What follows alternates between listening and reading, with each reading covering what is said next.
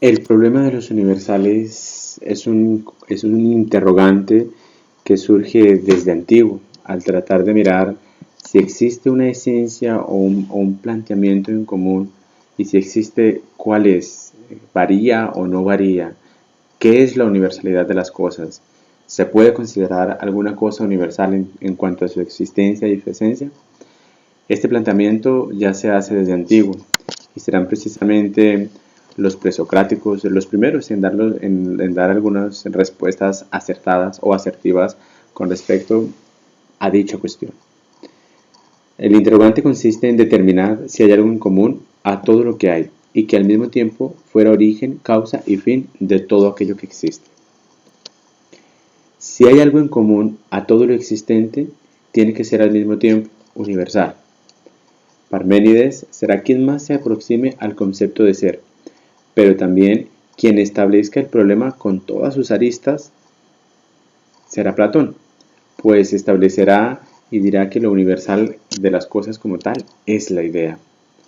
Entonces, dentro de ese problema de los universales encontramos el planteamiento ontológico realista, que pueden ser realidades subsistentes entre sí, como es la realidad subsistente al espíritu, y dentro de ese realismo exagerado encontramos el planteamiento de Platón. Él dirá que el universal existe ontológicamente, es decir, lo que percibimos solamente son reminiscencias del mundo perfecto, es decir, del mundo de las ideas. Nuestro mundo, nuestro actuar, nuestra acción solamente son reflejos de la perfección. Conocemos esa perfección porque existe, porque nosotros de alguna u otra manera hemos descendido de ella, pero lo ideal, lo propiamente existente es la idea para Platón.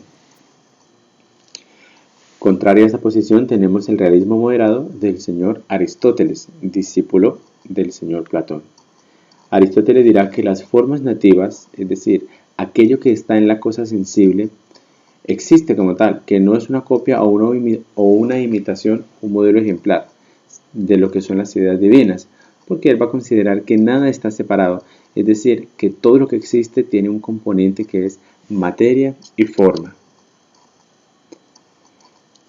Otra postura interesante que vale aclarar y mirar dentro del problema de los universales es la que hace el señor Tomás de Aquino. Va a decir que la universalidad se asienta en la igualdad de la especie, individualizando la materia que ya está previamente designada.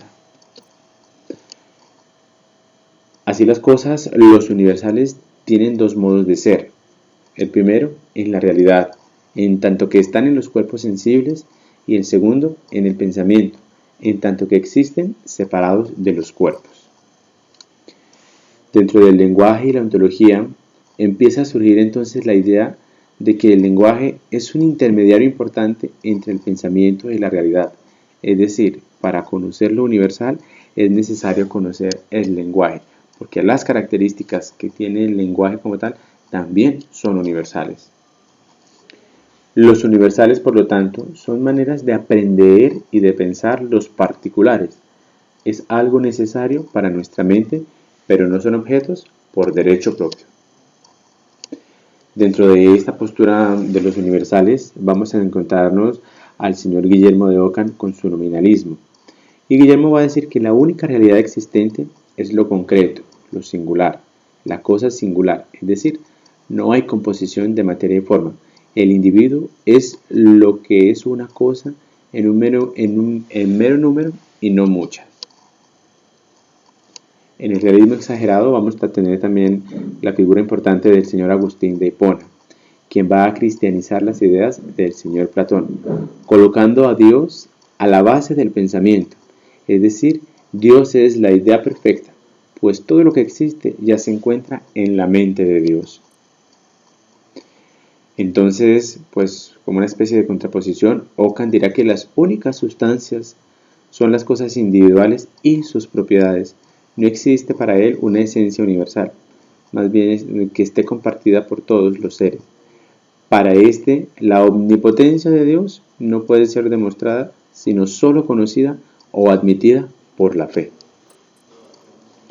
El señor Buenaventura de Fidanza nos va a decir que es Dios quien predomina en el pensamiento. Es decir, el tener ya la idea de Dios es ya suficiente para demostrar su existencia. Su universal no se puede probar a través del pensamiento. Pedro Abelardo, por su parte, dirá que los universales no son sustancias, sino palabras. El conocimiento no es un recuerdo, sino una abstracción de lo que se ha percibido en la realidad, lo que conocemos como conocimiento de particulares. El realismo moderado tiene una característica fundamental, y es que no está fuera de la mente, sino fuera de una cosa, sino fuera como si fuera una cosa entre otra, pero no está tampoco en la mente, como si fuese solo un proceso psicológico, psíquico. Es una cosa concebida y está en la mente, pero solo como concepto de la misma mente. Es decir, aquello que es el concepto como tal es el universal para el realismo.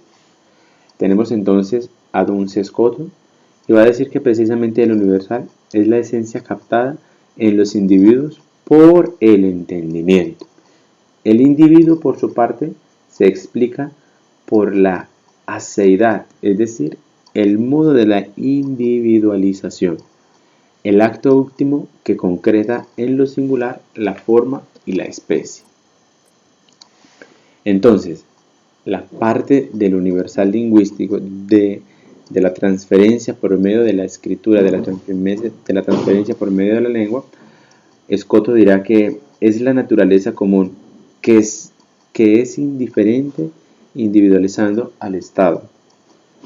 Ockham va a decir con su teoría de la suposición que el universal es una ficción en un nombre con un cierto significado. Y Abelardo dirá en su teoría de la unidad del significado que el universal es el significado de las palabras.